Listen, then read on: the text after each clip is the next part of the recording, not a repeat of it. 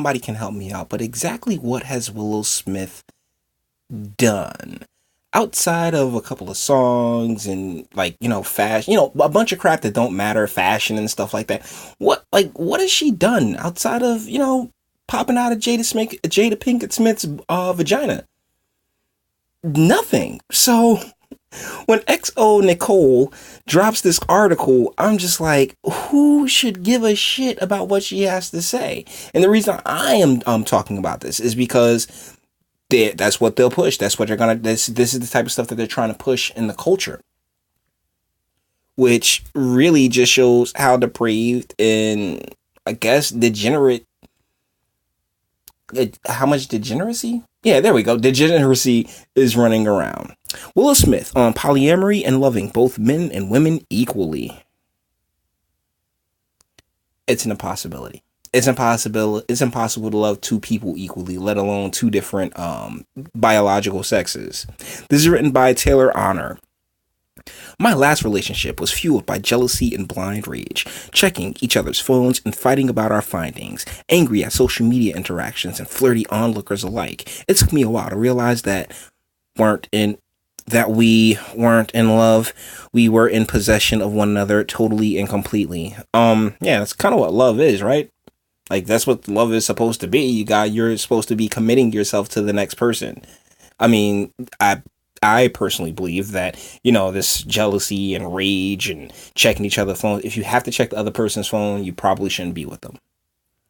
Someone told me once that if you love a flower, you shouldn't pick it up, because if you pick it up, it dies and can no longer be the object of your affection. And I think the same applies to relationships. Wow.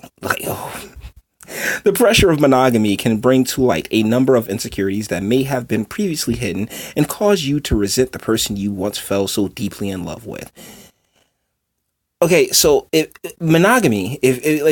committing to someone, it causes resentment, then you never should have committed to them in the first place. It wasn't love, it was lust.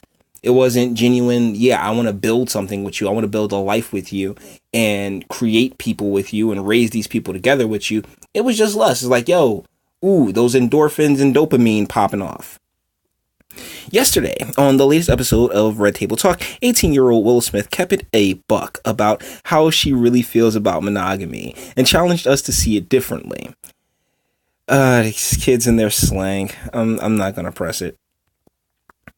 Willow is officially legal, and she's no longer the whip my hair pop star that we knew in 2010. No, whip my hair one-hit wonder. And she made that abundantly clear, when she expressed her views on sexuality.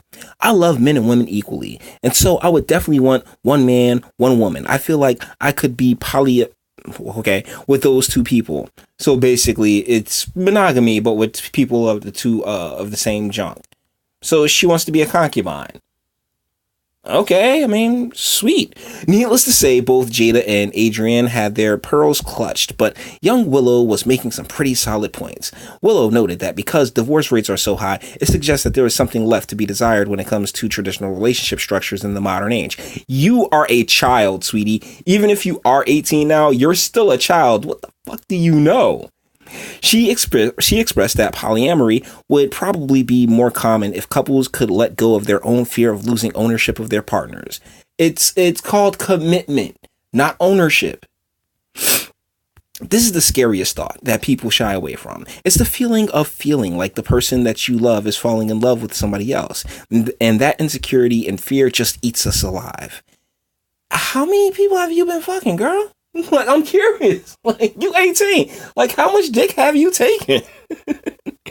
I've been good at sharing. I'll be the first one to help you get your own. But what's mine is mine. When you dig deeper into this way of thinking, you have to wonder, does this extend to people too? My ex was my man and I was his girl. Yeah. We got so wrapped up in this idea that we forgot people are not trophies to be earned, owned, or placed in a cabinet for display. And thinking of them in this way only led to jealousy, insecurity, and ultimately the end of our relationship. So you're talking about like one relationship.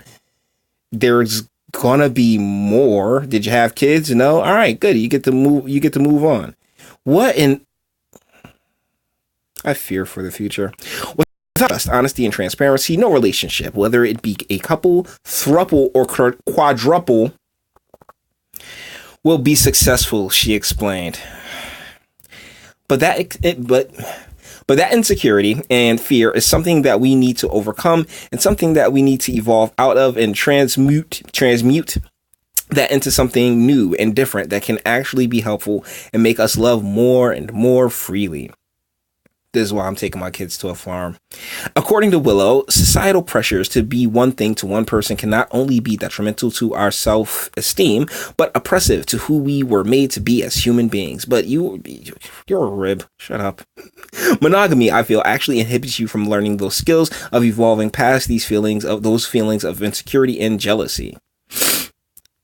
And she's skinny as hell. Jesus. I'm not saying just because you're not happy in your relationship, you should go out and open your marriage to other partners, but I do think Willow was wise beyond her years when it comes to making transparency a priority in your relationship. Okay, how old are you, the lady that's writing this blog? Let's get through the last little bits and I'm gonna click onto other things. Part of loving someone means being whole enough to not get intimidated when your waitress giggles a little too hard at his jokes, or when he likes. So this is your narcissism. This is your narcissism and your own paranoia coming up. You know, not narcissism, neuroses. There we go. This is your own neuroses, seeing things that aren't really there. Oh, he's flirting with her right in front of me. Oh. When he likes a girl, or when he like a picture on Instagram. And if you're like Willow, who's emotionally secure enough to manage her love for not one, but 2 or 3 people, who's to say you're wrong? But because you're married doesn't mean you suddenly get let go of all of the wants, needs, and desires you had before you jumped the broom. It just means that you have to be mature and honest enough to talk about them with your partner, and then, realize the commitment you've made and stick to it. Okay, so this is Taylor Honor. And okay,